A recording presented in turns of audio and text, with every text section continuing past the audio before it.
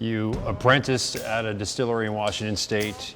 You're distilling in Ohio. You're creating a distillery in, of all places, Highlandtown in Baltimore. And you're making a spirit that the vast majority of the country probably isn't beholden to, at least not yet. What's wrong with you? You know, that when you put it that way, it sounds like... I'm Brian Bolter, a former Emmy Award-winning television anchor and reporter. I traded news for booze. Now owner and beverage director of Dry 85, and one of the top 75 bourbon bars in America. And Red Wine Bar, honored as the best wine and beverage program in the state of Maryland.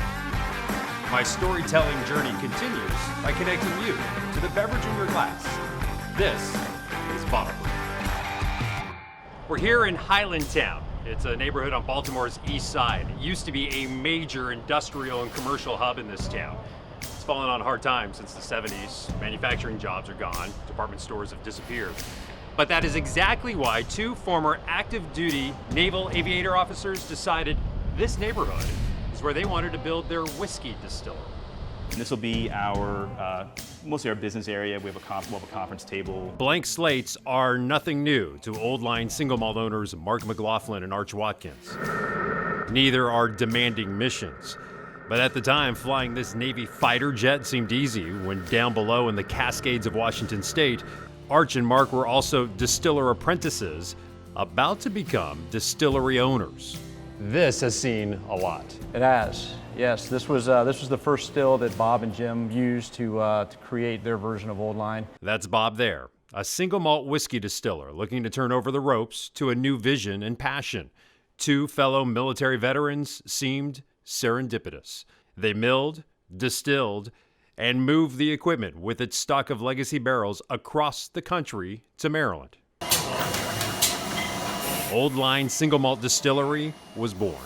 I think it's surreal for both Mark and I to actually complete that circle 2 or 3 years later. I mean, it's been a journey. What we got from Jim and Bob was unbelievable whiskey that still has, luckily, a little bit of room for us to improve on. Now the mission to spread the gospel of what exactly single malt whiskey is. We think it takes the best of both worlds, the best of Scotch and the best of bourbon in our opinion. And we're both big Scotch fans and bourbon fans. It's a tool with more uses, I think, than a typical single malt might be. A tool for bartenders, a treat for consumers, and with a bit of an Easter egg on the front. Look closely. Those are the Bravo Zulu flags, Navy lingo for a job well done. The bottles are now on store shelves. These empty racks will soon be filled with barrels made by the pair in Washington. They're Gypsy Distilling in Ohio, manning the controls to keep inventory strong. And ultimately, here, an unair-conditioned, unheated space for barrels to rest.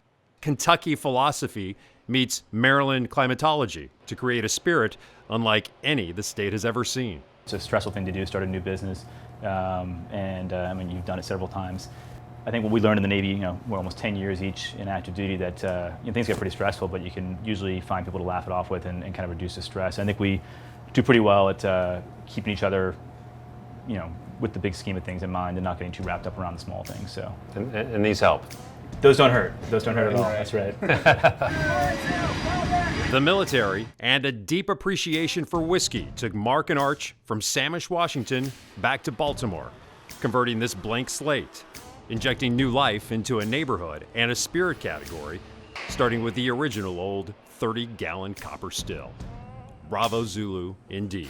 Well, cheers to you guys. Cheers, thank you. Best of luck to Old Line. Thanks, Brian.